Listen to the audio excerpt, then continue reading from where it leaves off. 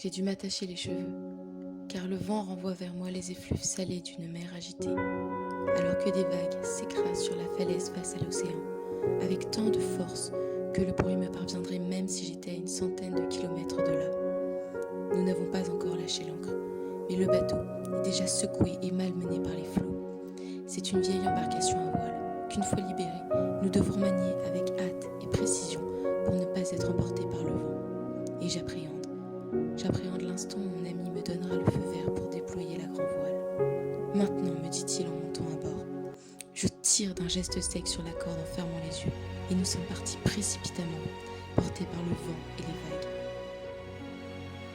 J'ai tant pris sur moi, et tant appréhendé, tout cela pour rien. Une fois dompté, l'océan, bien que toujours capricieux, semble se plier aux besoins de notre embarcation. Le bateau se lève, s'écrase, avec force et lenteur. Et quand la proue retombe dans la mer en fendant les vagues, de grandes gerbes d'eau et d'écume s'élèvent. Parfois, je manque de glisser sur la masse d'eau éphémère que le bateau reçoit en rompant les flots. Les minutes se succèdent, sans que je me rende compte.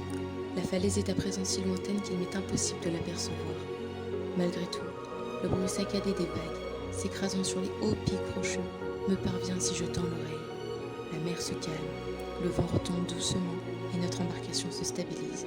C'est le crépuscule. Les nuages se décalent enfin, libérant un passage pour le soleil qui s'efface petit à petit.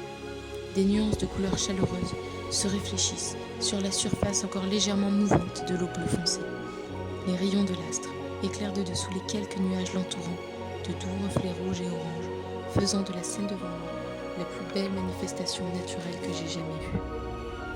L'eau claire sur laquelle nous voguons semble briller plus follement qu'une mer de diamants, car voilà un moment que je l'observe, le regard perdu, ma plume en suspens au-dessus de mon carnet de cuir relié. Ce genre de moment où un combat s'instaure entre l'esprit et les sens. Notre conscience nous implore de lever les yeux, mais l'émerveillement dans lequel nous sommes coincés nous retient malgré notre volonté.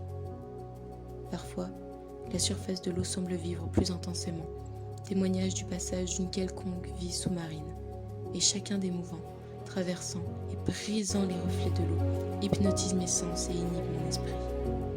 Le soleil a presque totalement disparu, et pourtant des étoiles sont déjà allumées dans le sillage d'argent d'une lune trop timide encore pour se montrer totalement.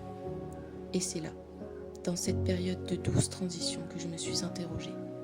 Comment un monde peut-il être si beau ?